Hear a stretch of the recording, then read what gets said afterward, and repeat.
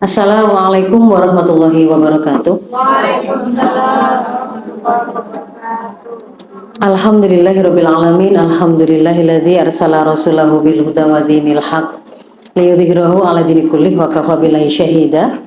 Asyhadu an la ilaha illallah wa asyhadu anna Muhammadan abduhu wa rasuluh. Allahumma salli ala sayyidina Muhammad wa ala ali sayyidina Muhammad. Rabbi shrahli sadri wa yassirli amri wahlul 'uqdatam min lisani yafqahu qawli, amma ba'd. Alhamdulillahirabbil alamin. Ibu-ibu sekalian yang dirahmati Allah, alhamdulillah pada pagi hari ini kita insya Allah hadir dalam sebuah majelis ilmu yang mubarakah. Semoga yang sudah diniatkan oleh ibu semua berangkat dari rumah tadi, termasuk saya berangkat dari Sidoarjo tadi ke sini, dicatat oleh Allah sebagai amal solih buat di sisi Allah. Semoga ini menjadi pertemuan yang barokah, sehingga nanti kalau per definisinya barokah itu akan menambah kebaikan dan juga kenikmatan. Ziyadatul nikmah wa ziyadatul khair. Di dalam sebuah majelis yang barokah itu ada ziyadatul nikmah, ada penambahan kenikmatan, kebahagiaan yang kita rasakan. Healing yang murah bermanfaat itu diantaranya adalah hadir dalam majelis ilmu seperti ini. Juga ziyadatul khair, nambah kebaikan yang ada. Jadi pulang dari sini kita dapat ilmu, nambah kemampuan, nambah pengetahuan, bagaimana ngerambut anaknya. Ya Bu ya? Bener ya? Nambah nanti ilmu yang bisa kita bincangkan bersama bapaknya anak-anak, untuk kemudian bisa bareng-bareng melakukan ikhtiar terbaik untuk perkembangan anak-anaknya. Ibu, jadi hari ini kita akan membahas tentang satu topik, nggak spesifik untuk anak-anak usia dini, tetapi yang nanti akan saya sampaikan itu insya Allah minimal itu nanti akan memberikan gambaran kepada ibu-ibu kerangka berpikir bagaimana kita melakukan upaya pencegahan dan perlindungan kepada anak-anak kita supaya tidak jatuh kepada perilaku seks bebas. Nah, yang agak detail nanti saya sampaikan, mungkin kalau dari sisi pendidikan seksualitas dalam Islamnya atau fikihnya itu yang untuk anak. Sementara kalau yang untuk pasca balik atau menuju menjelang balik, detailnya belum saya masukkan karena ini saya sudah 50 slide Ibu ya. Jadi memang bukan bahasan yang harus selesai dalam satu pertemuan. Itulah mengapa nanti perlunya ibu-ibu hadir lagi ketika nanti ada undangan dari lembaga. Baik. Ini yang akan kita bahas hari ini. Yang pertama adalah fakta problematika pergaulan generasi. Nanti sekilas supaya nyambung yang kita hadapi sekarang itu situasinya seperti apa. Itu saya akan terangkan fakta-fakta atau datanya di bagian pertama. Lalu yang berikutnya saya ajak supaya sama persepsinya. Yang dimaksud dengan seks bebas itu apa? Itu nanti akan kita buka definisi itu, penjelasan itu termasuk hukumnya itu dengan menggunakan sudut pandang Islam. Karena hari ini ibu-ibu akan ketemu dengan tawaran-tawaran yang dimaksud dengan seks bebas itu yang mana itu ya, yang dianggap salah itu yang mana, itu ternyata nggak menggunakan perspektif Islam. Jadi misalkan kalau dengan konsen gitu ya, dengan persetujuan, itu nggak akan masuk ke dalam sebuah pidana atau kekerasan seksual kah, ataukah itu kemudian dianggap sebagai sebuah seks bebas, tapi itu sesuatu yang sifatnya bisa diterima, hak asasi, bahkan begitu nanti. Nah, yang kedua itu makanya saya akan mengajak ibu untuk mendudukkan dulu. Kalau kita Muslim, kita mengaku orang yang beriman, kita wajib menjadikan Islam sebagai rujukan, termasuk kemudian mendudukkan yang dimaksud dengan seks bebas itu apa dan bagaimana hukumnya. Lalu yang ketiga ini masuk kepada bagaimana strategi yang kemudian kita diajari oleh Islam untuk mencegah dan melindungi generasi, termasuk anak-anak kita, dari seks bebas ini. Jadi kita bicaranya bukan hanya melindungi anak-anak kita saja Ibu ya, karena sebenarnya selain anak-anak yang kita lahirkan, anak-anaknya umat ini itu juga bagian dari anak-anak kita. Jadi generasi ini itu juga harus harus juga masuk dalam kegelisahan kita untuk juga ikut berusaha kita lindungi mereka. Lalu yang terakhir baru sedikit penutup berupa nasihat dan pengingat. Nah, kita masuk kepada bagian yang pertama. Fakta problematika pergaulan generasi hari ini. Secara singkat Ibu ya, saya mengambil dari sumber survei SDKI yang dilakukan tiap 5 tahun oleh Kementerian Kesehatan ya, 2007 sama 2012. Ini coba untuk dilihat perbedaannya ya.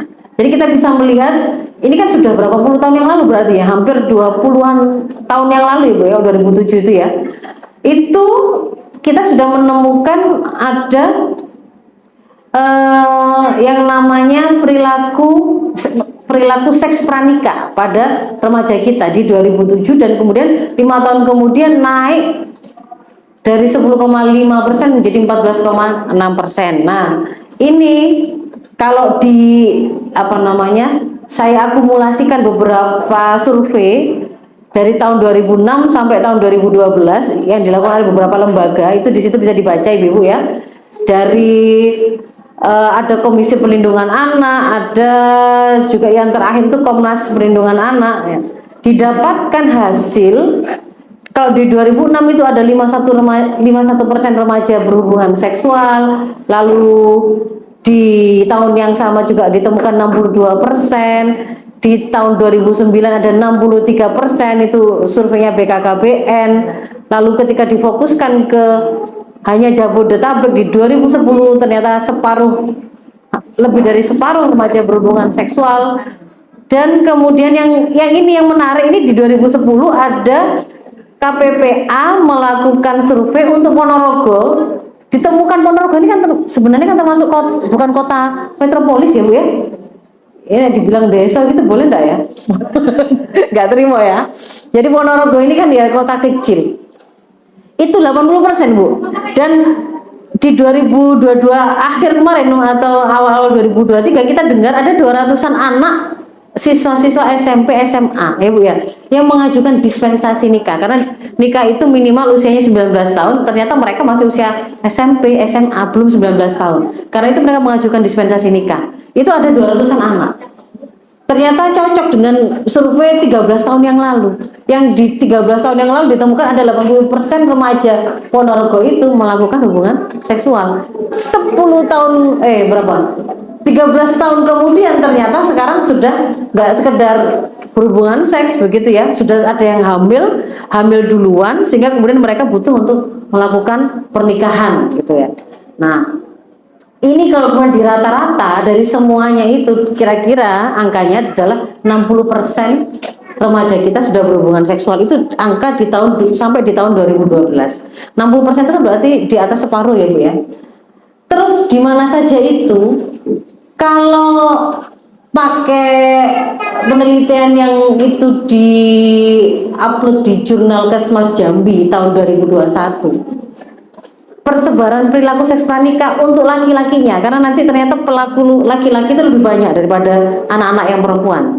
Nah, ini Bu, ternyata tidak hanya misalkan kalau kita bicara Jawa Bu ya, hampir tidak ada yang tidak merah ya Bu ya. Makanya tadi itu ada mau Pacitan, mau Ngawi, itu sama gitu Bu, sama juga mulai banyak di atas 60%, berarti kalau pakai angka yang tadi ya, kalau rata-rata itu kita temukan di situ. Bahkan Sumatera yang dia ibaratnya itu masih secara kultur dan identitas itu sangat dekat dengan Islam Bu ya, itu ternyata juga seperti itu angkanya ya. Nggak kemudian ada yang kosong, tidak ditemukan seks pranikah pada ini, spesifik sekali Bu pada prianya. Lalu yang berikutnya ini kalau kita mau zoom, yang dimaksud dengan perilaku seks pranikahnya mereka itu seperti apa sih gitu ya. Ketika mereka berpacaran, kalau dulu-dulu itu kita sering dengar perilaku KNPI gitu Bu ya. KNPI ketika anak-anak itu berpacaran. KNPI itu singkatan dari kissing, necking, petting, intercourse, itu KNPI. Berciuman, kissing, necking, leher-leheran ya. Kemudian petting itu berarti mereka masih pakai baju tapi sudah saling merangsang sampai kemudian orgasme, dan intercourse itu sampai melakukan zina. Nah ternyata di 2017 itu ada penelitian yang mendetilkan, ini saya ambil Denpasar gitu ya, yang berusaha mendata perilaku berpacarannya remaja itu seperti apa. Itu ditemukan tidak semata-mata zina gitu, tapi juga ada pilihan vaginal seks atau anal seks ya, ada oral seks juga, itu mulai ada, dan angkanya ternyata ibu-ibu juga bisa lihat cukup besar ya. Kalau cuma gandengan tangan tuh ya hampir 100%, begitu Bu ya. Nah itu yang hijau itu oral seks itu 70%, begitu Bu ya. Kemudian yang masuk ke dalam zina itu mau vaginal seks mau anal seks juga sebesar itu di Denpasar. Nah ini saya dekatkan lagi ibu-ibu, ini saya ambil penelitian tahun berapa ini ya? Kalau nggak salah ini 2021, ini mahasiswa UNESA khusus untuk Fakultas Teknik ya. Jadi sangat spesifik dan dekat dengan sini ya Bu ya. UNESA kan di sini kan. Ini sekolahnya para guru dulu ya, dikenalnya sekolahnya para guru. Nah zaman dulu ya. Ini sekarang sudah nggak lagi sekolahnya khusus para guru. Diambil yang teknik, Fakultas Teknik. Terus kemudian kan didapatkan ada perilaku seks pranika yang mereka lakukan. Bentuk-bentuknya seperti apa? Nah ini dari 260 mahasiswa, 84% pegangan tangan biasa. Itu menurut mereka itu sudah biasa. 84% itu sudah hampir 100% Bu. Padahal kalau nanti kita pakai ukuran standar Islam, mojoknya saja belum pakai pegangan itu kan sudah haram. Tapi sekarang ini ketika kemudian ini disampaikan menjadi perilaku pacaran anak-anak kita, itu kayaknya kita merasa mendengarnya saja kayak biasa, pegangan kok kayak biasa gitu. Padahal haram loh itu, sudah haram. Tapi sekarang kayak mendengarnya itu kita yang paham itu juga ikut-ikutan merasa kayak biasa. Karena nggak sampai yang seolah-olah hari ini tuh kalau belum zina itu kayaknya menjadi biasa. Padahal ini sudah haram ya. Jadi ada 84%, hampir 1% pegangan tangan, lalu hampir 70% berpelukan, 71% berciuman, 35% sudah raba-raba, 27% petting, berarti sudah sampai saling merangsang sampai terjadi orgasme, dan itu berarti kan mereka pasti mojok, nggak mungkin kan itu di jalan itu, nggak mungkin itu nggak tahu juga kalau hari ini ada yang sampai seberani itu misalkan di tempat publik terus saling merangsang gitu, tapi nanti ada di belakang itu tempatnya di mana ada, ternyata di tempat publik juga ada, di kafe juga ada ternyata. Jadi dan kemudian 24% sudah berzina, 21%-nya dengan terkategori kekerasan seksual. Nah ini tempatnya, lokasinya ibu-ibu, lokasinya 24% di kampus. Saya sebelum ini juga 15 tahun pernah kerja di kampus Islam ibu-ibu. Kampus Islam itu ditemukan, jadi cleaning service nemukan anak-anak cowok cewek keluar dari kamar mandi kampus, itu pada waktu sudah buyar-buyaran kelas kayak sore-sore begitu menjelang maghrib gitu. Lokasi kampus toilet umum itu loh bisa dipakai. Kemudian pada waktu ada pembangunan gitu Bu ya, kan kemudian ada yang ditutup seng gitu ya, bagian-bagian gedung-gedungnya begitu, itu juga pernah ditemukan begitu di lokasi kampus. Atau kalau mau yang lebih ekstrim dan agak terbuka lagi adalah tempatnya anak-anak aktivis, sekretariat, mereka tahu memang ini berarti aktivis yang bejat ya. Jadi mereka nggak rame-rame karena sama-sama mojok sendiri-sendiri, sama seperti yang digambarkan misalkan di buku Jakarta Undercover, Yogyakarta Undercover gitu ya. Meskipun julukannya kota pelajar ibu Yogyakarta itu, kalau di buku itu digambarkan kos-kosan itu orang lewat gitu ya, kalau kemudian jendela krepyaknya atau jendela nggak ditutup, itu mungkin dia akan menemukan di dalam itu ada mahasiswa sedang zina. Tapi mereka juga diem saja, kenapa? Kan sebenarnya sama saja, cuman mungkin jadwalnya nggak barengan. sehingga dia sempat lihat itu nanti di kamar sebelahnya di sana dan seterusnya, itu biasa mereka seperti itu. Nah, ini dilakukan di kampus, lalu di kos-kosan atau kontrakan 26%, 32% di tempat hiburan, mungkin kenjeran, mungkin tempat hiburan itu mana ya?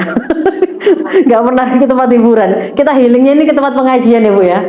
Alhamdulillah kalau di tempat pengajian itu nggak ada begini, nggak mungkin ada. Setan kepanasan soalnya Ibu ya. 25% bioskop.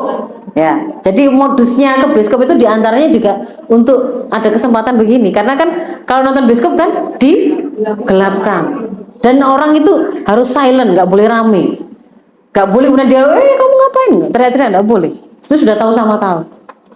Dia di antara modus mereka memang pakai bioskop itu. Lalu ada 25% di kafe, ada di kantor. Nah, ini di kantor ini juga bisa kantor dosennya, bisa kantor nggak tahu yang lain-lain Bu ya. Jadi kan di sini juga ternyata faktanya di kampus itu, kalau di kampus itu pelaku zina itu tidak hanya mahasiswa dengan mahasiswa, ada mahasiswa dengan dosen-dosennya. Jadi podo-podo rusake gitu ya. Itu. Kemudian ada yang di hotel, ada di tempat lain, ada di mobil juga. Yang kemarin ditemukan di mana? Di kota Jambi ya Bu ya. Mobil kecelakaan, ternyata di dalamnya ditemukan perempuan tak berbusana. Ngapain? Ya karena dia melakukan zina di dalam mobil.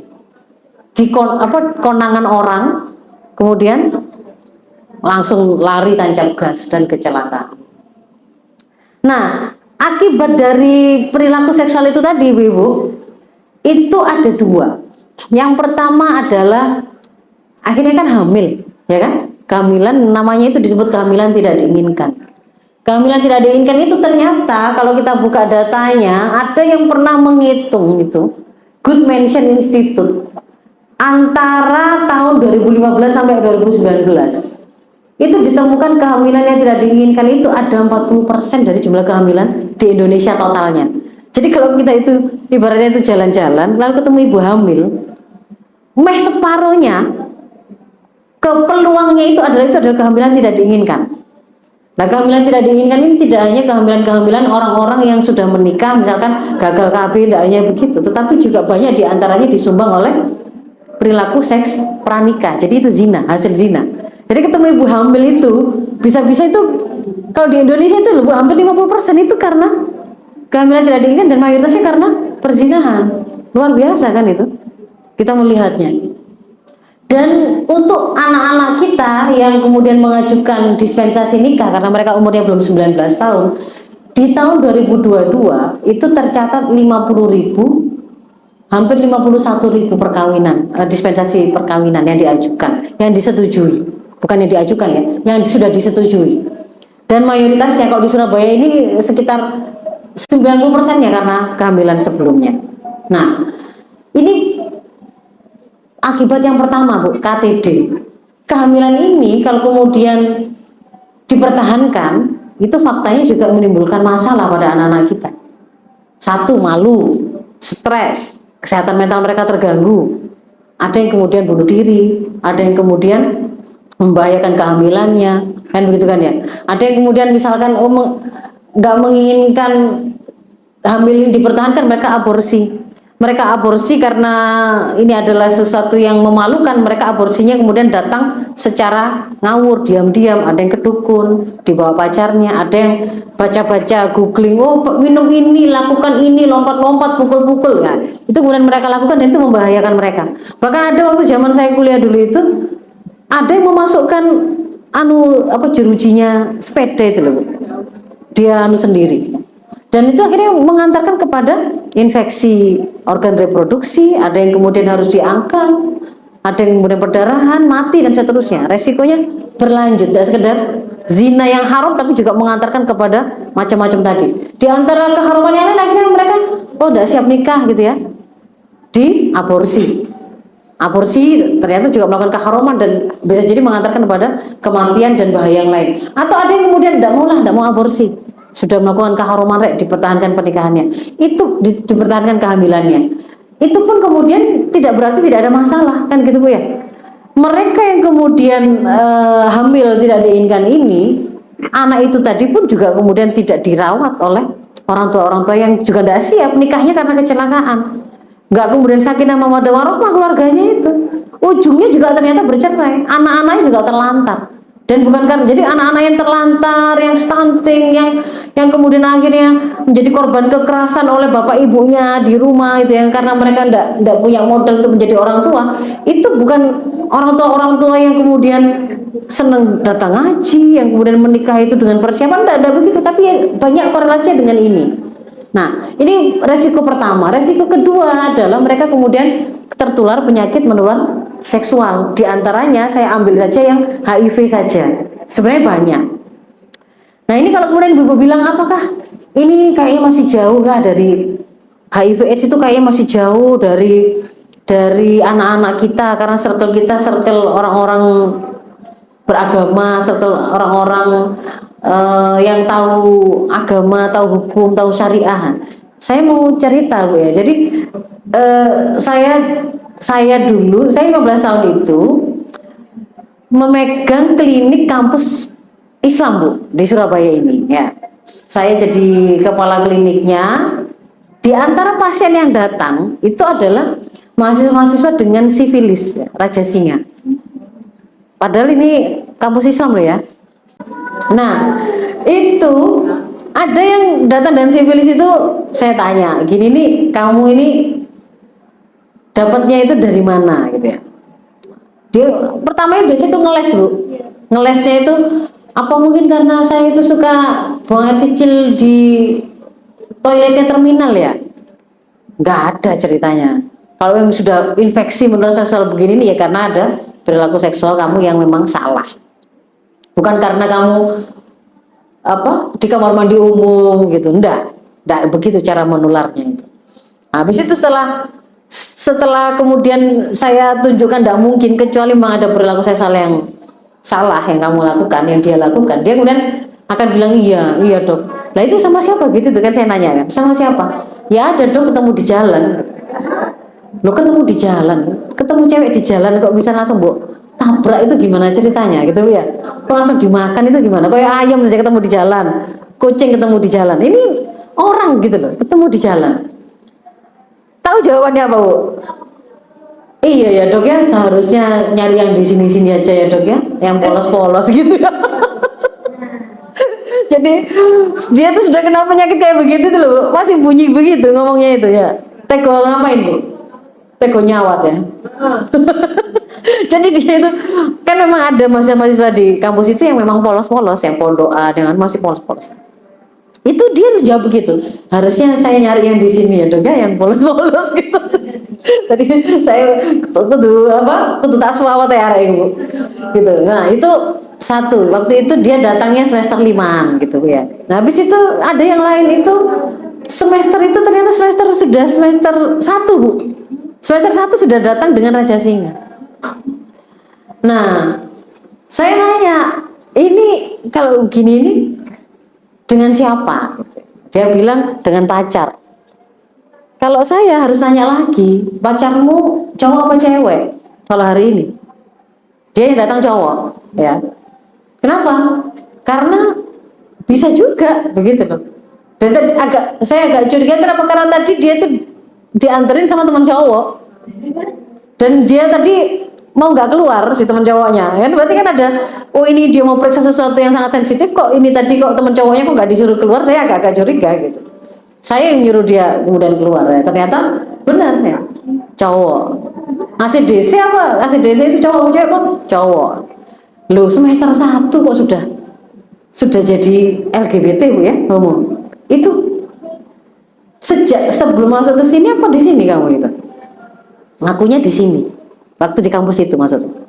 Dan kalau kemudian ada ibu-ibu temukan ada satu orang seperti itu Bu, itu artinya fenomena gunung es di luar yang nggak datang ke klinik itu ya berarti ada lebih banyak, dan pasti ada komunitasnya, karena mereka itu tidak sembarangan bisa dapat dengan gampang gitu. Kalau LGBT itu nggak bisa sembarangan. Nah ini saya ambil data yang terbaru di 2022 trimester pertama ya, Januari sampai Maret. kasus HIV ditemukannya itu, lihat usianya ibu, 25 sampai 49 tahun itu yang terbesar, 70%. Dan mayoritasnya 70%-nya itu laki-laki ya, 2:1 dengan perempuan. Laki-laki, dan laki-lakinya itu ternyata begini, kalau dilihat tertingginya itu homoseksual, Bu. Pria yang homoseksual. Juga ada homoseksual ini LSL itu, homoseksual itu kan sejenis ya Bu ya, suka lawan jenis. Tapi yang paling banyak itu ternyata LSL, lelaki yang melakukan seks dengan lelaki, yang gay, yang kaum Sodom. Yang waria itu 1,3%. Nah, jadi sekarang ini bicaranya itu bukan hanya seks bebas, itu bukan hanya zina laki perempuan. Yang paling banyak ternyata pelakunya laki-laki, laki-laki itu ternyata paling banyaknya dalam bentuk homoseksual. Jadi kalau kemudian seperti itu yang kita lihat ibu-ibu, padahal kita itu sudah diberi peringatan oleh hadis. Rasul menyampaikan ketika gitu ya, nampak zina itu merajalela di 1 tahun secara terang-terangan. Kalimat itu depannya dinafikan, kecuali, itu kalau dalam bahasa Arab bentuknya ini penyangatan, untuk menunjukkan penyangatan, penekanan. Jadi tidak nampak zina secara terang-terangan kecuali, artinya kalau sudah terjadi zina terang-terangan, maka di belakangnya itu adalah keniscayaan akan terjadi, yaitu apa? Tersebarnya penyakit, tersebarnya wabah atau taun, dan penyakit yang nggak pernah ada sebelumnya. Nah, HIV, AIDS, kemudian penyakit-penyakit yang dulu ada di hewan, sekarang itu ada di manusia, itu diantaranya ini. Kemudian juga ancaman yang lainnya adalah, selain itu tadi ya, akan muncul penyakit yang macam-macam. Tadinya itu saya mau berikan gambar-gambar macam-macam penyakitnya, tapi mungkin bisa jadi tambah nggak kolu nanti ibu pulang malah nggak kolu. Yang rusak yang di lidahnya, dan seterusnya begitu Bu ya, itu. Jadi orang itu tampilannya bisa jadi kayak cantik di luar gitu Bu, kayak PSK gitu kelihatannya cantik, tapi ketika kemudian, mungkin yang tahu ini nih ya, yang ada di rumah sakit yang melakukan pemeriksaan ya, begitu kemudian diperiksa dalamnya, wah gak cantik belas, sudah gak, penampilannya sebenarnya rusak sudah, yang seperti jengger ayam yang banyak nana begitu.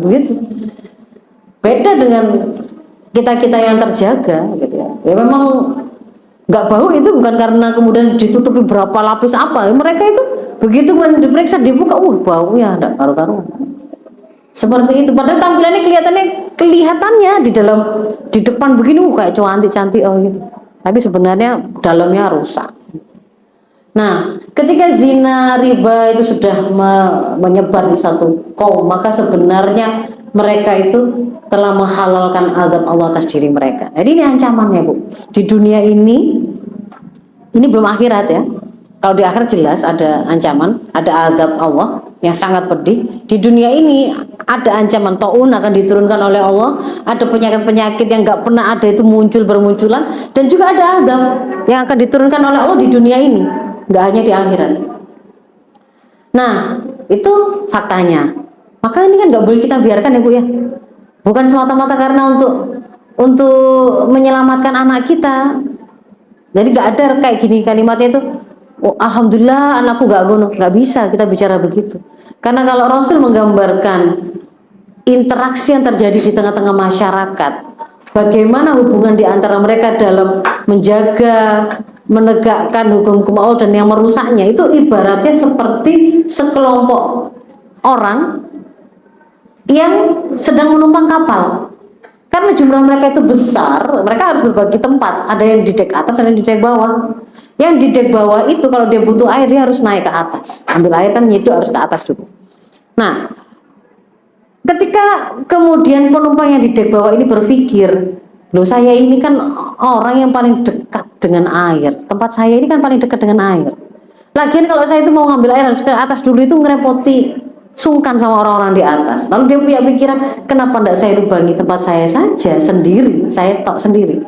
Nah, kata Rasul, kalau penumpang lain itu membiarkan seorang penumpang yang ada di dek bawah tadi melubangi tempatnya sendiri, hanya cukup mendiamkan, cukup membiarkan ibu-ibu ya, nggak perlu pakai harus menjadi orang yang mau meminjami kapak, menyemangati, ngasih yel, ayo semangat, nggak pakai gitu, cukup mendiamkan. Maka kerusakan itu akan menimpa siapa? Yang tenggelam siapa? Semua kapal dan isinya. Nah, itu perumpamaan yang diberikan oleh Rasul ketika ada satu kemaksiatan terjadi di tengah masyarakat lalu dibiarkan ya Bu ya, nggak difasilitasi, nggak di support, cukup dibiarkan saja, maka kerusakannya akan berpengaruh kepada masyarakat secara keseluruhan. Kita sudah berkali-kali membaca bagaimana dulu ada seorang yang habis pakai narkoba, lalu kemudian dia naik mobil nabrak pagi-pagi gitu ya, habis subuh gitu Bu ya, nabrak sampai belasan orang meninggal seketika. Itu nggak harus ya jadi korban tabraknya dia, itu orang yang dia kenal loh Bu, nggak harus. Sama dengan misalkan ada artis melakukan adegan porno, film porno, lalu itu kemudian dilihat dalam tontonan porno itu oleh macam-macam orang ya, termasuk kemudian anak-anak kita, mungkin generasi-generasi muda Islam, terbangkitkan naluri seksualnya, bergejolak minta dipenuhi, maka pemenuhannya ini akan mendorong dia tidak harus memenuhinya dengan sang artis yang sudah membangkitkannya tadi, ya kan? Nah, ini artisnya lewat di rumahnya kapan? Susah. Yang akan jadi korban siapa? Mungkin tetangganya yang nenek-nenek, mungkin anak tetangganya yang masih TK, yang masih usia dini, yang gampang bujukannya pakai permen, atau anak laki-laki sekarang ini es campur 1 mangkok, uang 10.000, sudah. Itu anak-anak laki-laki itu sudah banyak yang kemudian jadi korban di situ. Nah, itu kemaksiatan ketika dibiarkan, kerusakan menimpa siapa? Semua masyarakat. Maka kita harus nggak boleh membiarkannya. Yang pertama, kita dudukkan dulu perilaku seks bebas itu dalam pandangan Islam itu seperti apa. Pertanyaannya, kenapa kok kita mengambil Islam? Saya awali dengan kita membuka di 3 slide ini. Kenapa kok kita harus merujuk kepada Islam? Ya karena kita ngaku mukmin. Mukmin itu ada perintahnya. Kalau mau menghukumi apapun, mau menstandarisasi peristiwa fakta apapun, kita bertanyanya kepada bima anzalallah. Karena kita diperintahkan untuk wa anihkum bainahum bima anzalallah ya. Kita menghukuminya dengan apa yang diturunkan oleh Allah, dan tidak boleh kemudian mengikuti hawa nafsu kita, versi pemahaman yang kita punya. Zina itu kalau ada yang enggak, kalau salah satunya sudah menikah baru dikatakan zina, kayak KUHP dulu definisi zina kan begitu. Nah, kalau zina kalau pakai KUHP yang lama hanya bisa dikriminalkan kalau ada delik aduan. Artinya kalau salah satu pasangannya yang sudah menikah itu enggak terima, tapi nek nggak protes, nerima, nggak bisa dimasalahkan oleh KUHP kita. Lah, sementara kalau yang dengan zinanya dengan yang nggak menikah, terkena pasal perzinahan. Kenapa? Karena dua-duanya tidak dalam keadaan sedang menikah.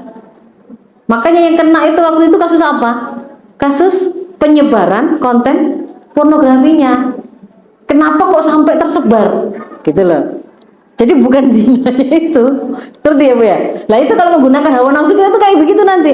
Oh berarti kalau suka sama suka nggak bisa kena, nggak bisa dikategori, nggak bisa disebut sebagai seks bebas yang haram, enggak. Nah maka kita harus membuka kepada apa yang diberikan oleh Islam, termasuk ini. Nggak layak kalau kita ngaku mukmin, kemudian Allah sudah menetapkan idza qadallahu wa rasuluhu amran ayyakuna lahumul khiyar. Allah sudah tetapkan, nanti saya akan bukakan apa ketetapan Allah dalam hal ini. Tadi sudah dibaca oleh Qori'ah Al-Isra 32. Wala taqrabuz zina innahu kana fahisyatan wa sa'a sabila. Jangan kamu dekati zina karena zina itu perbuatan keji, fahisyah, wa sa'a sabila. Ketika disebutkan oleh Allah itu perbuatan itu dilaknat, disebut dengan keji, seburuk-buruk jalan, dicela seperti itu, lalu diancam dengan azab, maka hukumnya jelas haram berarti, kan begitu. Nah kalau kemudian kita sudah tahu bahwa diharamkan, lalu kita bicara Enggak, itulah kalau dipaksa. Makanya kemudian ada namanya peraturan tentang kekerasan seksual. Tapi kalau ada konsen nggak bisa dibilang itu kekerasan seksual. Yang bisa diperkarakan tuh kalau kekerasan. Jadi kalau dosen sama mahasiswanya tadi itu ternyata ditelusuri suka sama suka, transaksi, ya nggak bisa kena pasal kekerasan seksual. Kan begitu. Itu kalau pakai hawa nafsu kita begitu itu. Dan itu tidak layak bagi seorang mukmin dan mukminah. Nah, ini yang lain lagi adalah An-Nisa 65. Ngaku beriman itu kan kita harus yuhaqqimuka fi ma syajara bainahum. Menjadikan Rasulullah Muhammad itu sebagai hakim, sebagai pemutus. Berarti risalah yang dibawa Muhammad, Rasulullah Muhammad itu kita jadikan sebagai pemutus halal haramnya, baik buruknya, terpuji tercelanya. Dan kalau kemudian sudah dapat jawaban sami'na wa ata'na, kita menerimanya dengan sepenuh hati. Wa yusallimu taslima. Nah, maka kita akan buka. Kalau kita membuka tuntunan Islam, kita menemukan hukum tentang keharaman zina di Al-Isra 32. Digabungkan dengan dalil yang lain. Kemudian yang berikutnya ada juga keharaman tentang perilaku seks sesama jenis. Apakah itu liwat? Liwat itu berarti laki-laki dengan laki-laki ya Bu ya, homoseksual. Ataukah perempuan dan perempuan, semuanya haram. Nah, kemudian kita menemukan bahwa zina itu haram, perilaku seks sejenis, mau liwat juga haram, mau lesbianisme juga haram. Maka sebenarnya kalau kita mau dudukan seks yang salah itu yang seperti apa, perilaku seks yang salah itu yang seperti apa? Ini ya, ini keharaman liwat tadi ya. Tadi saya sampaikan ada keharaman zina, ada keharaman liwat ya. Liwat itu homoseksual atau gay itu baik yang jadi laki-laki maupun yang jadi perempuan, dua-duanya itu berhak dijatuhi hukuman mati. Tidak ada perbedaan pendapat ini dari para ulama bahwa hukumannya adalah hukuman mati. Cuman cara menghukum matinya itu ada beda-beda. Ada yang dilempar dari ketinggian, ada yang kemudian dengan dirajam, ada yang boleh dengan cara kematian seperti apa yang lainnya. Tapi sama. Ini menunjukkan keharaman. Lalu lesbian juga begitu, karena dia disetarakan atau bagaikan zina, tapi antara wanita dengan wanita. Gitu. As-sihak ya. As-sihak itu atau al-musahaqah itu lesbianisme itu sama dengan zina, statusnya juga haram, meskipun bahayanya kayaknya tidak lebih bahaya daripada yang liwat ya, karena tidak bisa. Masalahnya mereka ini kemudian ketika mereka itu berzina itu kan kemudian pakai hari ini tuh kemudian pakai produk-produk tambahan. Ada yang namanya toy sex itu. Jadi mereka juga melakukan zina tangan dan zina yang lain-lain begitu. Ini ada sampai menikah Bu, ini Bu. Dan kemudian masih mengaku bisa punya anak. Padahal perempuan dan perempuan. Apa maksudnya? Mereka ngambil donor. Berarti ada perzinahan dengan sperma dari orang lain ya. Nah, jadi kita mau dudukkan yang dimaksud dengan seks bebas yang mau kita hentikan, yang kita lindungi generasi darinya itu apa? Adalah perilaku seks yang itu tidak terikat pada aturan Islam. Satu-satunya pemuasan naluri seksual yang dihalalkan oleh Islam itu adalah dalam lembaga pernikahan. Itu pun nanti pun ada rambu-rambunya. Maka kalau itu di luar lembaga pernikahan adalah keharaman. Berarti dia statusnya jarimah kalau dalam pandangan Islam, kriminalitas. Kriminalitas itu di akhirat nanti itu ada azab dari Allah, di dunia ini itu wajib dijatuhkan sanksi oleh negara. Jadi kalau sebenarnya anak-anak kita itu melakukan zina, ketika anak itu umurnya masih belum balik, berarti masih anak-anak, itu harus kemudian dilakukan ta'dib, pelurusan oleh sang pendidik. Tetapi begitu dia sudah mukallaf, sudah balik, sudah akil, sudah dewasa ibu-ibu ya, maka dia sudah berhak dijatuhkan hukuman oleh negara. Jadi kalau hari ini misalkan ya, kan banyak perzinahan itu anak-anak SMA gitu ya, lalu kemudian dipandang itu masih anak-anak. Enggak, itu sebenarnya dalam pandangan Islam dia sudah harus disanksi sebagaimana sanksi yang diberikan oleh Islam, oleh negara. Jadi kalau misalnya itu zina muhson dengan dirajam, kalau zina ghairu muhson fajlidu kulla wahidin mi'ata minhuma jaldah, gitu kan ya, fajlidu kulla wahidin minhuma mi'ata jaldah, jilidlah masing-masing dari kedua pelakunya itu 100 kali jilidan, lalu diasingkan 1 tahun ya. Itu harusnya, bukan kemudian dinikahkan. Nah itu karena ketidakpahaman. Terus yang lain lagi ya, ini jadi pelakunya kalau hari ini bisa jadi masih terkategori anak-anak. Kalau definisi anak-anak hari ini itu di bawah 19 tahun.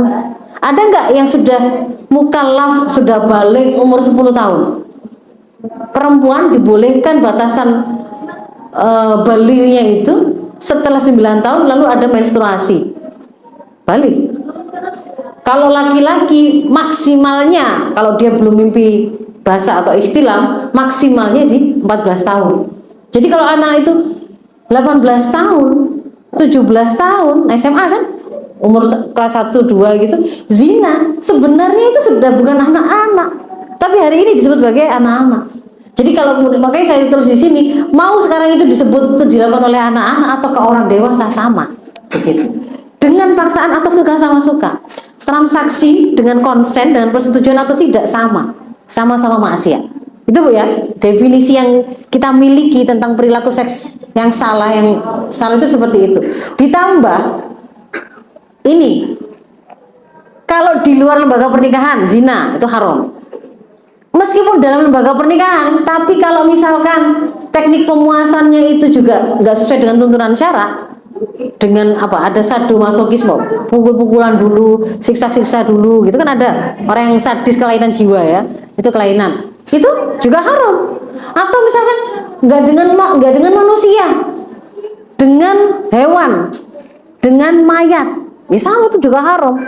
Dengan hewan, apakah ada, ibu-ibu kalau googling ya, ada 300-an ayam mati mendadak dalam jangka waktu nggak lama di satu daerah, ibu-ibu.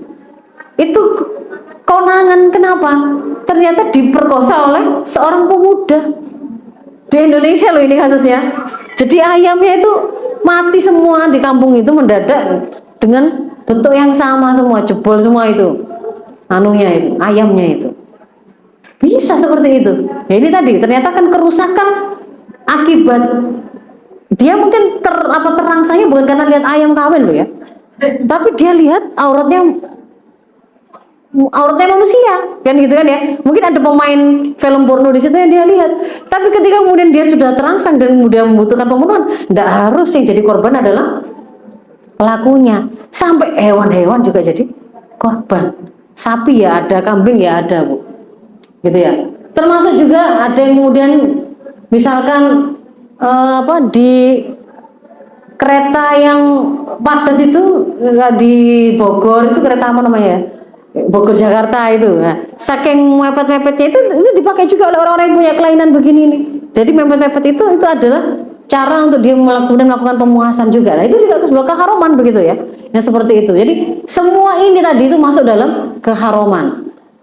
Itu. Nah, bagaimana kemudian cara kita melindungi generasi dari perilaku seksual yang salah itu, yang semua definisinya tadi, termasuk kalau misalnya mereka menikah, tidak boleh kemudian mereka nanti kemudian itu tadi yang melakukan tidak di tempatnya, tetapi di jalan belakang. Itu kan ada.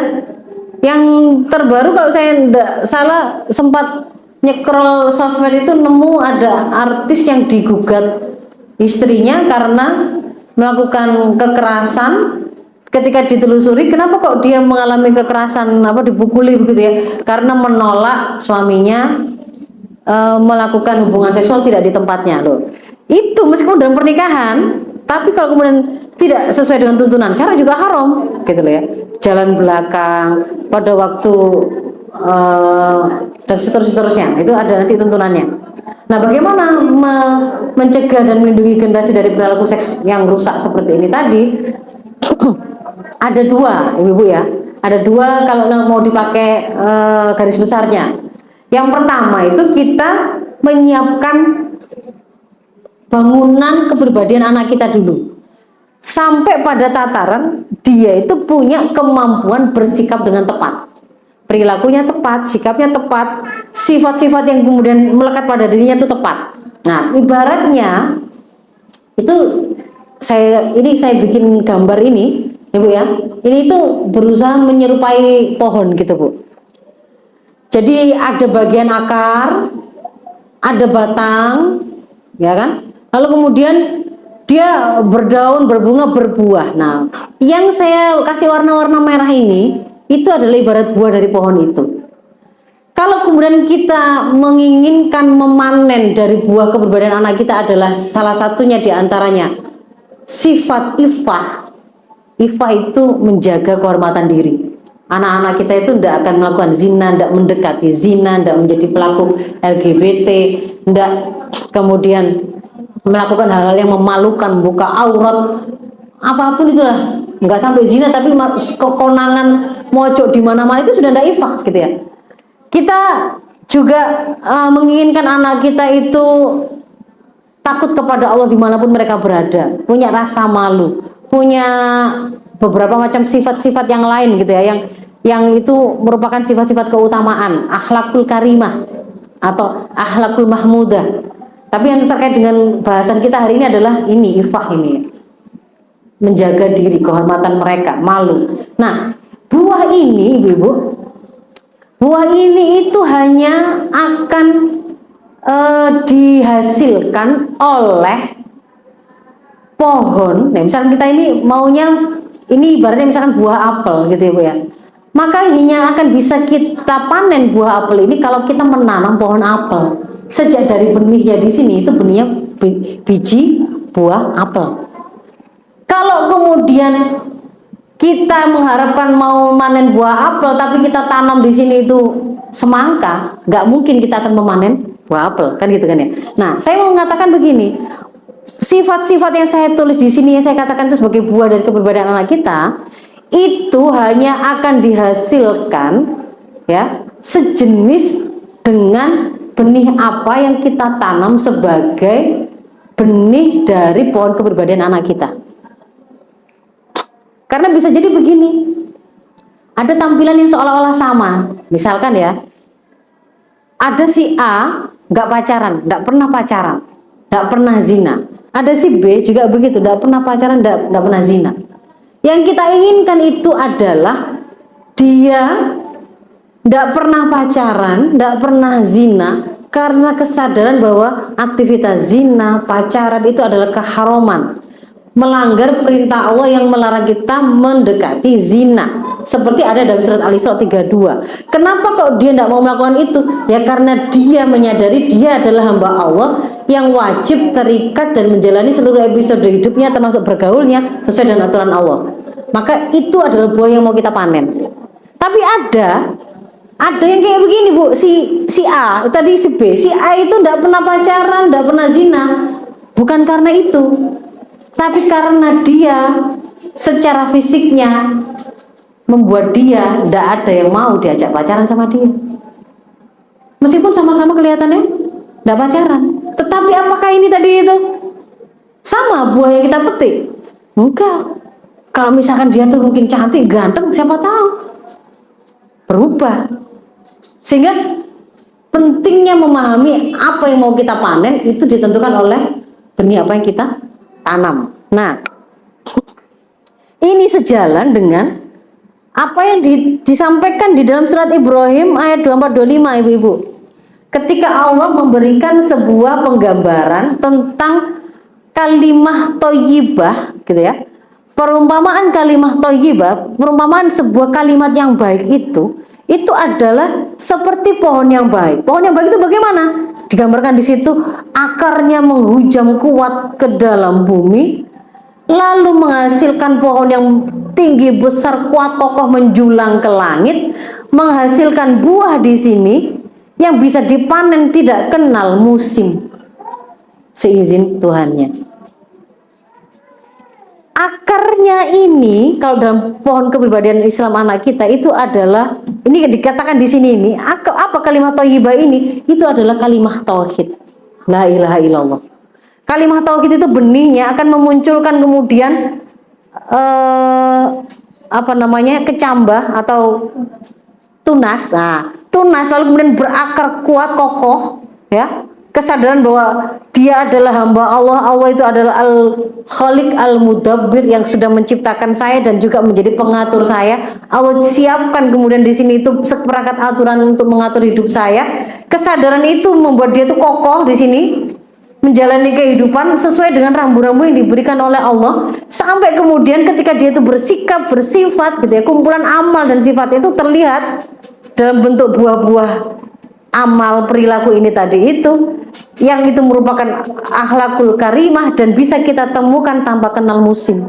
Artinya apa? Mau dia itu sedang mondok, dia rajin sholat, dia di rumah juga dia rajin sholat, dia bersama dengan orang tuanya, dia tidak zina, jauh dari pengawasan orang tuanya, dia juga nggak zina. Dia itu kurota ayun ketika masih kecil, sampai dia itu menikah juga kurota ayun, karena ketaatan dia pada Allah. Itu namanya buah yang tidak mengenal waktu panennya. Paham ya Bu ya? Jadi seperti ini. Nah, dan itu kalau diterangkan dalam proses pendidikan, mempersiapkan anak-anak kita bagaimana hubungan akidah kemudian berimplikasi pada amal, itu di sini Bu. Berawal dari bahwa perilaku seseorang itu dibentuk oleh pemahaman yang dimiliki oleh seseorang. Pemahaman yang dimiliki oleh seseorang itu dibentuk oleh pola pikirnya. Proses berpikir itu adalah, atau akal itu adalah proses yang melibatkan 4 komponen. Kita itu mikir, anak kita itu bisa paham, itu melibatkan 4 komponen ini, Bu. Ada fakta yang ditangkap oleh indera kita, disampaikan ke otak, lalu di otak itu diberi tafsir oleh informasi yang kita berikan. Jadi dia akan ngerti, saya boleh nggak sih pakai narkoba? Oh, fakta ini. Mau difikirkan, ditangkap oleh inderanya. Boleh nggak saya makan ini? Ditangkap oleh inderanya, diteruskan ke otak. Di sana kalau nggak ada informasi ini, dia tidak akan bisa menjawab. Boleh nggak saya makan alkohol ini? Saya minum alkohol ini. Boleh nggak saya makan narkoba ini? Boleh nggak saya zina? Boleh nggak saya pacaran? Boleh nggak saya trek-trekan? Itu hanya akan bisa didapatkan pemahaman yang benar kalau di situ diberikan informasi yang benar. Informasi yang benar ini, ibu-ibu, adalah informasi yang sudah distandarisasi oleh akidah yang benar. Nah, dari proses berpikir yang benar akan menghasilkan pola pikir yang benar, membentuk pemahaman yang benar, terbentuklah pola sikap yang benar, perilakunya jadi benar.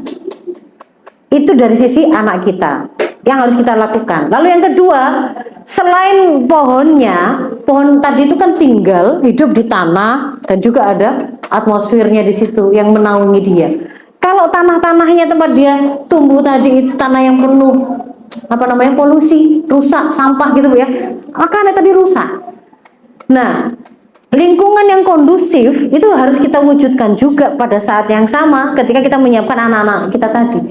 Karena lingkungan yang kondusif itulah yang akan menjadi tempat tumbuh suburnya profil solih musli anak-anak kita. Ini nama lain dari kepribadian Islam anak-anak kita.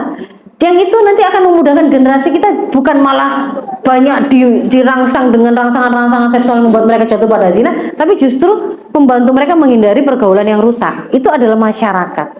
Bagaimana ceritanya? Masyarakat itu ibu-ibu bukan sekedar orang berkumpul, tapi orang yang berkumpul ini harus berinteraksi. Interaksi, ada yang menjual, ada yang membeli. Ada yang jualan obat nyamuk, ada yang membeli. Ada yang jualan gula, ada yang membeli. Ada yang jualan tubuhnya, PSK, adakah yang membeli atau tidak? Itu namanya interaksi, gitu ya. Interaksi hanya akan terjadi kalau persepsi di antara mereka ini sama. Kalau satu memandang, ya boleh kita itu jual beli gula, maka ada yang menjual, ada yang membeli.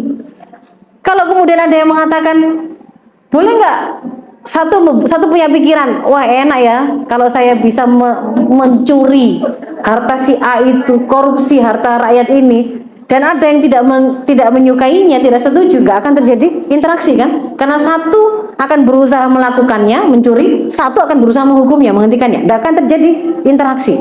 Maka supaya terjadi interaksi itu pasti ada persamaan persepsi dalam memandang sesuatu, boleh tidak bolehnya, halal haramnya, salah benarnya, dan itu mempengaruhi perasaan. Kalau saya mengatakan bahwa pencurian itu haram, maka saya itu benci kalau sampai ada pencurian di kampung saya.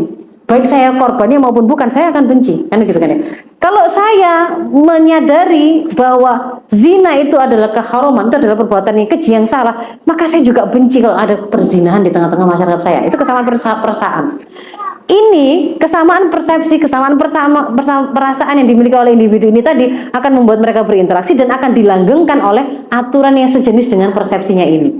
Kalau di sini orang-orangnya itu mengatakan zina itu haram, mereka benci zina, tetapi ternyata aturan yang mengatakan lo zina itu kalau di tempat ini boleh, malah terjamin. Di sini PSK-nya itu sudah di screening, dikasih vitamin, dikasih kondom gratis, misalnya begitu. Maka orang akan menghindarkan, Bu ya, wah rusak di sini, masyarakatnya rusak. Jadi supaya kondusif itu yang membentuk persepsi orang-orangnya itu akidah yang benar, mempengaruhi perasaan sehingga perasaannya benar, perilakunya benar, dilanggengkan dengan aturan yang benar. Yaitu peraturan apa itu? Ya dari akidah yang benar, yaitu akidah Islam. Karena hanya aturan Islam lah yang kemudian dengan itu anak-anaknya itu diajarin sholim, mengenal Allah, mengenal halal haram. Tapi nanti juga ada sistem pendidikan yang akan mendidik anak-anak kita menjadi anak-anak yang berkepribadian Islam. Ada sistem media yang mengharamkan pornografi, porno aksi ada di sana. Ada sistem persangsian yang akan membuat kalau ada pelaku LGBT ya harus dihukum dengan tegas. Bukan malah misalkan kayak ada artis homoseks masuk penjara, begitu keluar dielu-elukan. Ya, nggak boleh ada itu. Itu kalau di sistem yang sekuler. Maka ini adalah peradaban ini yang harus kemudian kita juga wujudkan, peradaban Islam. Nah, sekarang ibu-ibu masuk ke sini. Jadi kalau digabungkan, strategi kita itu satu mewujudkan profil generasi kuat, dua mewujudkan lingkungan kondusif. Profil generasi kuatnya itu di sini, bangun akidah yang kuat, lalu akidah itu tadi itu harus kemudian membuat anak-anak kita itu selalu merasa diawasi oleh Allah sehingga mereka terikat kepada syariat Allah. Lalu yang ketiga caranya adalah lengkapi pemahaman sakofah syariah Islam anak-anak kita. Nah ini yang kemudian masuk ke dalam bahasan kita yang berikutnya. Itu yang kayak gimana? Apakah ada sih? Kan hari ini kemudian orang mengatakan solusinya itu, nah betul, solusinya adalah edukasi. Edukasinya bentuknya apa? Pendidikan seksualitas, katanya begitu, pendidikan seksual. Pertanyaannya, apakah ada pendidikan seksual dalam Islam? Kalau dalam Islam, yang ada itu adalah sebuah proses pendidikan yang akan membuat anak-anak kita terbentuk sahsia Islamnya, kepribadian Islamnya. Pendidikan tentang seksualitas itu merupakan bagian tak terpisahkan dari proses kita mendidik, menyiapkan anak-anak kita berkepribadian Islam. Itu yang pertama.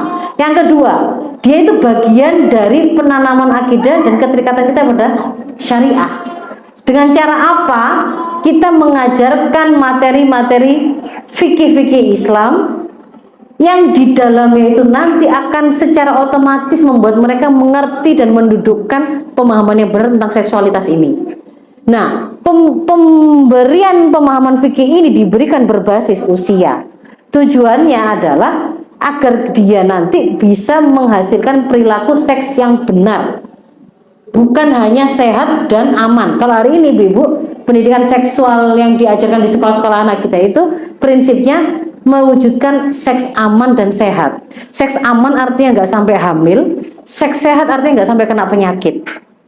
Tapi halal haramnya nggak dibahas, benar salahnya nggak dibahas, dan itu salah, gitu ya. Maka yang kita lakukan itu adalah ini. Kalau mereka mengatakan bertanggung jawab itu apa? Kalau sudah kandung hamil mau nikahi, gitu loh Bu. Padahal itu kan nggak bertanggung jawab. Yang menciptakan naluri seksual kan siapa? Allah. Allah yang kemudian menciptakan naluri seksual itu memerintahkan dipenuhi dengan benar, dan itu akan dipertanggungjawabkan, kan begitu kan ya. Hari ini itu difahami oleh anak-anak kita. Tanggung jawab, termasuk orang tua yang anak-anaknya rusak itu, ya nanti anakku tanggung jawab. Itu maksudnya itu menikahinya kalau sudah kandung hamil. Itu salah, ya jangan ikut-ikutan. Kalau bertanggung jawab itu artinya itu nanti ketika dia ditanya oleh Allah, iya ya Allah saya tidak pernah zina, sebagaimana perintahmu, itu namanya bertanggung jawab kepada penciptanya. Gitu Bu ya. Nah, bagaimana? Ada berapa ini? Kalau nggak salah ada 13-an mungkin ya item. Saya sampaikan dengan cepat. Jadi ini yang harus kita sampaikan. Pertama, kenalkan dulu bahwa Anak kita itu diciptakan oleh Allah itu laki-laki, perempuan. Jadi identitas kelaki-lakian, keperempuanan. Karena ini nanti penting. Kalau anak-anak kita itu kemudian dia bahkan sejak awal itu dikatakan sama sebenarnya laki dan perempuan itu tidak ada bedanya. Kamu boleh memilih mau jadi laki atau perempuan. Hari ini ibu-ibu di barat itu sedang viral-viralnya, banyak-banyaknya anak-anak umur belasan tahun mengajukan persetujuan ke pengadilan untuk ganti gender, nanti disebut sebagai transgender. Lalu mereka melakukan operasi. Yang laki sudah kadung dipotong penisnya, yang perempuan kadung diangkat rahimnya dan seterusnya. Usia 14 tahun dia operasi, usia 16 tahun, 17 tahun dia baru dapat kesadaran. Dia merasa menyesal. Mau balik ke identitas awal sudah tidak bisa. Itu sekarang buahnya. Kalau ibu-ibu nyekrol sosmed akan ketemu itu. Nah, dan mereka bertanya anak-anak ini, kok bisa sih Anda itu loh, orang tua itu, kok bisa Anda itu membiarkan? Saya waktu itu kan masih anak-anak, umur 10 tahun, 9 tahun. Memang Anda pikir, apa pikiran saya pada saat itu ketika saya itu minta ganti gender? Kenapa kok tidak dilarang? Pada saat itu, ketika dia mengajukan itu, kalau orang tuanya melarang, orang tuanya kena delik, melanggar HAM anak. Karena dia sudah melakukan kekerasan seksual pada anak kalau begitu, karena memaksa anaknya. Nah, ini ide rusak ini loh, mau diadopsi ke sini, jangan mau. Maka yang pertama kita harus sampaikan, laki perempuan itu jelas. Anak kita laki itu gimana cirinya, anak kita perempuan itu gimana cirinya. Mereka ibu-ibu ketika ditanya apa definisi perempuan, itu panjang jawabnya, itu bingung. Mungkin ada yang pernah lihat potongan video singkat ya, perempuan yang sudah jadi laki-laki ditanya oleh orang gini ya, bikin konten, apa definisi perempuan menurut Anda? Gitu kan ya. Ketika kemudian dia adalah seorang laki-laki, dia kan perempuan sudah berubah jadi laki-laki. Dia jawab, yang paling tahu perempuan ya perempuan itu sendiri. Lalu si penanya menanya gini, Anda tahu kucing? Bisakah Anda terangkan apa itu definisi kucing? Dia tahu si perempuan yang jadi laki-laki ini tadi yang ditanya itu kan, oh maksudnya ini, kalau saya jawab ternyata dia ngerti ya, meskipun dia bukan kucing bisa jawab kucing itu siapa. Jadi dia tidak jawab, terus saya pergi. Mereka itu sampai pada peradaban kayak gitu loh Bu, rusaknya itu Bu. Jangan ditiru ya Bu ya. Gak usah bingung menerangkan kamu itu laki-laki nak, karena kamu ada begini-begini. Perempuan itu begini nak. Maka kemudian kelaki-lakian, keperempuanan itu kemudian kita ajarkan. Itu penting karena nggak gitu nanti mereka bisa jatuh kepada homoseksualitas di kemudian hari. Dia merasa identitas dirinya terjebak dalam tubuh yang salah, kan gitu kan ya. Transgender itu kan begitu, jiwa saya itu laki tapi terjebak dalam tubuh perempuan. Itu seperti yang sampai hari ini disebut oleh orang-orang transgender kan begitu. Lalu yang kedua, kita terangkan tentang ada jamaah laki dan perempuan itu memang kemudian terpisah dan bertemu hanya dalam kerangka kerjasama yang penuh kehormatan, ta'awun, gak campur baur di situ ceblek-ceblekan. Makanya mungkin nanti kalau diundang bapak ibu mungkin mikir tempatnya gimana baginya gitu ya. Ini jadi hari ini belum bisa direalisir ya. Nah jadi misalkan kemudian ini anak-anak kita itu terangkan, kamu laki-laki main sama anak laki-laki dulu, perempuan dulu, dibiasakan. Seperti di masjid, sopmu di sana, boleh bertemu, boleh. Kalau waktu kemudian belajar, pada waktu kemudian oleh gurunya diminta melakukan kerjasama apa, boleh, kan begitu kan ya.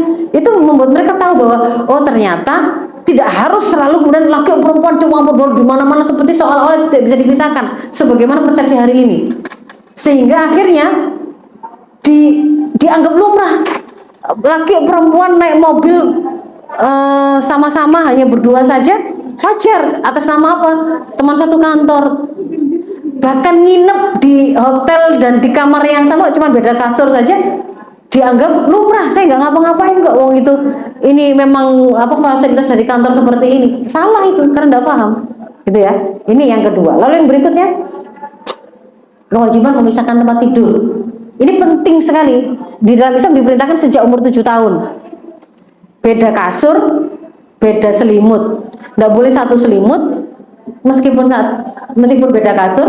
Nggak boleh satu kasur meskipun beda selimut. Nggak boleh satu kasur, nggak boleh satu selimut. Ya, ini dalilnya. Ini ya, nanti dibaca sendiri. Nggak boleh. gitu ya.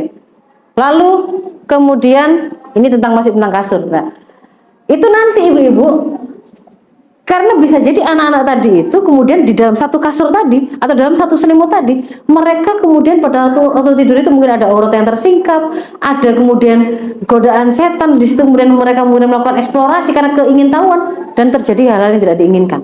Bisa di situ. Nah, yang berikutnya, perkenalkan kepada mereka kehidupan khusus, kehidupan umum. Kehidupan khusus itu kehidupan yang kalau kita mau memasukinya itu butuh izin. Butuh izin. Kalau kehidupan umum itu kehidupan yang orang mau masuk keluar masuk ke situ itu nggak perlu izin. Di masjid, di sekolah, di jalan kita naik bis itu kehidupan umum. Tapi kalau masuk mobil pribadi, kehidupan khusus atau umum? Khusus. Mau masuk kamar, mau masuk rumah orang, mau masuk kos-kosan. Kalau kos-kosan itu satu kos-kosan begini, untuk bisa masuk ke situ butuh izin, berarti itu sudah kehidupan khusus. Maka di situ kemudian berlaku hukum-hukum tentang kehidupan khusus. Nggak bisa saya terangkan detail ya, singkat saja. Termasuk diantaranya adalah bahwa di dalam kehidupan khusus itu akan ada aurat-aurat yang terlihat, yang itu berbeda dan di kehidupan umum harus tutup secara sempurna. Jadi anak diperkenalkan tentang batasan aurat, tentang kapan mereka boleh terlihat auratnya. Maka tidak boleh kemudian ibu-ibu itu memandikan anaknya misalkan di di depan rumah, di jalan. Meskipun dia masih anak-anak, itu pembiasaan untuk tidak membuat aurat anak terlihat oleh publik. Padahal itu tempat umum. Kan tidak boleh dia seperti itu.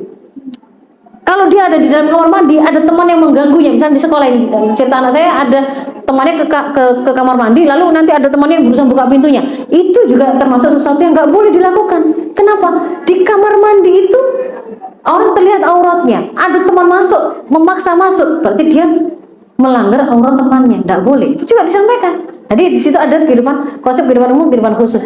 Termasuk diantaranya adalah ada hukum-hukum tentang misalkan kewajiban anak-anak di dalam An-Nur ini masuk dalam kamar orang tua di 3 waktu itu adalah waktu aurat, tidak boleh. Di sini An-Nur 30:31 hukum menundukkan pandangan, tidak boleh melihat aurat orang. Karena ini nanti akan menjadi awal dari dia waspada terhadap keberadaan orang yang akan merusak ifah mereka, melakukan pegangan-pegangan, mau lihat, coba buka, diguyur, digoda-goda, dibully dengan cara dipelorot-pelorot gitu, itu tidak boleh. Karena dia sudah tahu tadi itu, dia tidak boleh memperlihatkan aurat, dia tidak boleh terlihat aurat, dia juga nggak boleh melihat aurat. Nah, orang tidak boleh kemudian juga melihat auratnya, kecuali misalkan di dokter, ada keperluan orang tuanya. Nah, itu disampaikan di situ karena nanti itu akan menjadi benteng tersendiri untuk anak-anak kita. Ini termasuk di situ adalah sentuhan-sentuhan yang kemudian di area-area yang nggak boleh itu disentuh oleh orang, itu diperkenalkan juga. Kemudian ini ya, yang tadi saya sampaikan, perintah untuk meminta izin pada 3 waktu aurat meskipun mereka masih anak-anak. Masuk kamar orang tua di 3 waktu, subuh, tengah hari, setelah zuhur, lalu kemudian setelah sholat isya, itu adalah waktu-waktu aurat yang kalau anak mau masuk ke kamar orang tua wajib dengan izin, meskipun dia masih anak-anak. Kalau di luar itu, anak-anak boleh tidak dengan izin, kalau orang dewasa sepanjang waktu mau masuk ke kamar harus dengan izin. Nah, ini juga akan menjadi sebuah benteng Bu ya, yang akan membentengi anak-anak kita dari memiliki rasa sopan santun dan etika yang bagus. Mereka nggak biasa masuk serunang-serunung ketika main ke rumah temannya, ke kamar orang. Ketika masuk ke kamar orang, dia bisa jadi akan melihat hal-hal yang tidak boleh dia lihat. Misalkan melihat orang tuanya dalam keadaan yang tidak boleh dia lihat, itu juga akan berpengaruh kepada benak dia, kan begitu. Mungkin terlihat aurat dan seterusnya. Itu termasuk dia tidak akan mau dibawa masuk ke kamar sendirian oleh orang gitu.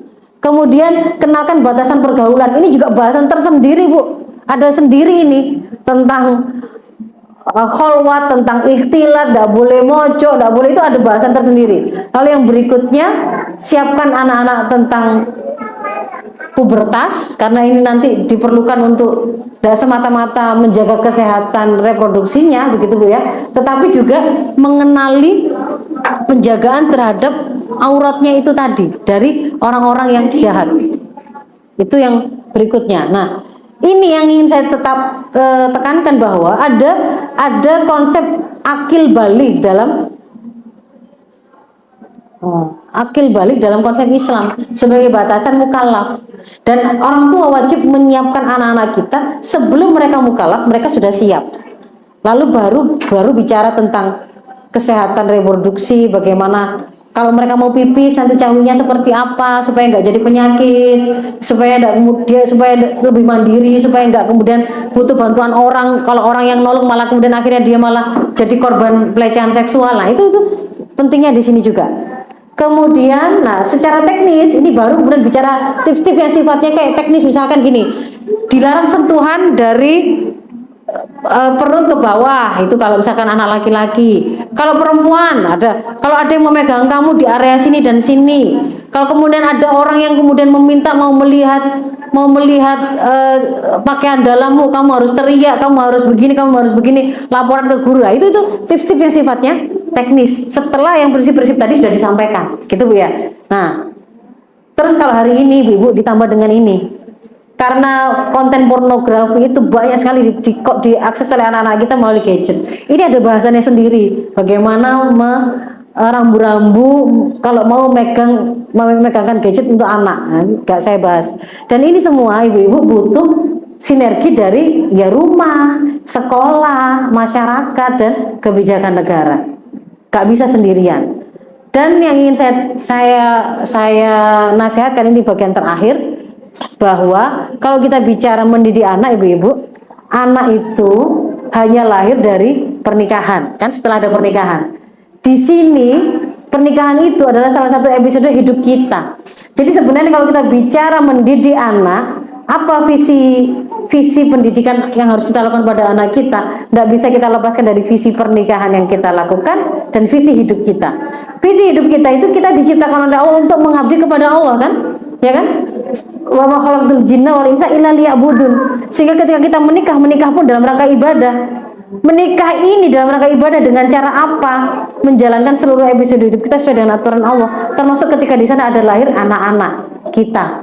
Maka mendidik anak itu atau parenting itu bukan cuma bicara tentang tips and tricks parenting, misalkan gimana cara ngajari anak cepat membaca, bagaimana menyiapkan empati yang bergizi, gimana mengatasi anak tantrum di tempat umum. Itu memang diperlukan, tetapi lebih dari itu sebenarnya mendidik anak itu urusannya terkait dengan visi misi hidup kita, urusannya dengan halal haram, nggak hanya urusan dunia ini tapi juga akhirat, gitu loh. Urusannya itu dengan ini amanah yang wajib kita tunaikan, sehingga ini butuh ilmu. Karena kalau tidak punya ilmu, ibu-ibu, ini yang terjadi. Kata Ibnu Qayyim al-Jauziyah dalam kitabnya Tuhfatul Maudud bi Ahkamil Maulud, hari ini ada banyak anak yang mengalami kerusakan itu karena bersumber dari para ayah, para orang tua. Padahal orang tuanya itu mengira dia sedang memuliakan anak, padahal dia sedang menghinakannya. Dia memberikan banyak hadiah, dia menuruti kemauan-kemauan anak dan seterusnya, karena ketidaktahuannya dia mengira orang tua itu sedang menyenangkan anak, membahagiakan anak, memuliakan anak. Ternyata dia sebenarnya sedang merusak anak. Jadi orang tuanya sendiri yang merusaknya. Karena itu ini sebagai penutup, melaksanakan tanggung jawab sebagai orang tua itu butuh ilmu, maka harus ada alokasi jadwal khusus. Harus ada jadwal khusus. Tidak boleh keluarga muslim itu tidak punya jadwal untuk ngaji, belajar. Pemberian terbaik kita kepada anak itu adalah pendidikan yang baik. Dan Allah sendiri memberitahu melalui lisan Rasulnya bahwa kalau Allah menginginkan kebaikan ada pada diri seseorang, dia pasti akan fakihkan dia dalam masalah agama. Jadi orang itu kalau dia itu akan mau jadi baik, dia harus mendekat pada agama. Dia mempelajari agama, dia harus ngaji. Dan itu mengharuskan dia menyengaja, ibu-ibu, menyengaja ngaji. Ada jadwal khususnya, di rumah kah, di lembaga yang sudah disediakan oleh lembaga, hadir secara rutin. Di situ kemudian istiqomah. Insya Allah dengan itu semoga kita bisa mendapatkan ilmu-ilmu atau sakofa yang kita butuhkan untuk mendidik anak-anak kita. Saya kira itu ibu-ibu yang bisa saya sampaikan. Assalamualaikum warahmatullahi wabarakatuh. Waalaikumsalam.